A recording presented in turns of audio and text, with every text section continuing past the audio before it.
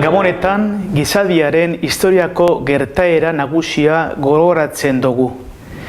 Bizitza zentzunez beteten dauan gertaera. Jangoikoa ume eginda Belenen. Orain ez gagoz bakarri gure bidean. Jangoikoa bide lagun dugu. Argi egiten dau gure iluntasunean eta gure bihotzeko ostasuna berotasun bihurtzen.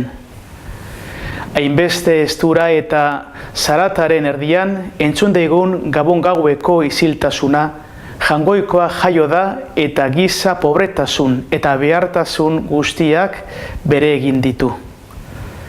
Gabonen eraginez, berbiztu daitela gugan, itxaropena eta jangoiko hori gure bizitzan harrera egiteko gogoa.